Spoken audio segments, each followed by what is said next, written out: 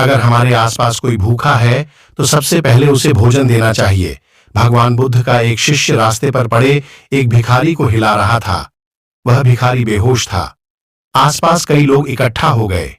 जब उसे थोड़ा होश आया तो बुद्ध के शिष्य ने उससे कहा, यहां पड़े पड़े जीवन खत्म हो जाएगा, ऐसे ही मर जाओगे। अंत समय में कम से कम कुछ अच्छी बातें सुन लो, उपदेश प्राप्त कर लो। चलो मेरे साथ, मैं तुम्हें भगवान बुद्ध के पास ले चलता हूं। जब तुम उन्हें सुनोगे तो तुम्हारा दर्द दूर हो जाएगा। वह भिखारी इतना लाचार था कि करवट भी नहीं ले पा रहा था। वह शिष्य उसे उठा भी नहीं पा रहा था। शिष्य बोला, तुम यहीं ठहरो, मैं भगवान के पास जाता हूं, उन्हें सूचना देता हूं, वे कुछ न कुछ जरूर करेंगे।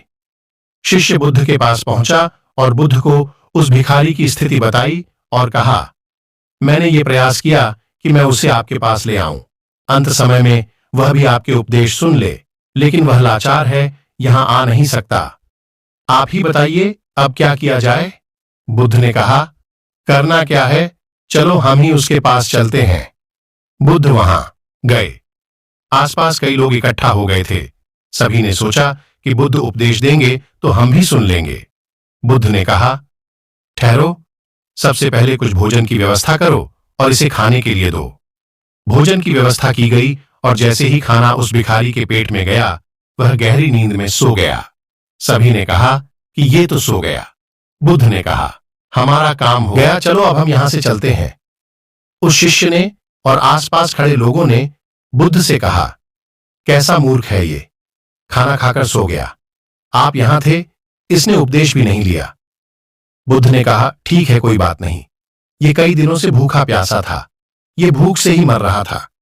इसके लिए सबसे बड़ा उपदेश यही है कि सबसे पहले पेट भरा जाए। अगर कोई व्यक्ति भूखा है तो वह धर्म का मर्म नहीं समझेगा। तुम लोग यही भूल कर रहे हो। सबसे पहले व्यक्ति की जो आवश्यकताएं हैं उन्हें पूरा करना चाहिए, उसके बाद ज्ञान की बातें करनी चाहिए। सीख, हम धर्म के नाम पर कितने ही कर्म करें, लेकिन सबसे पहले ये देखें कि हमारे आसपास कोई भूखा न रहे। किसी का पेट भरने के बाद ही हम उसका हृदय भर सकते हैं।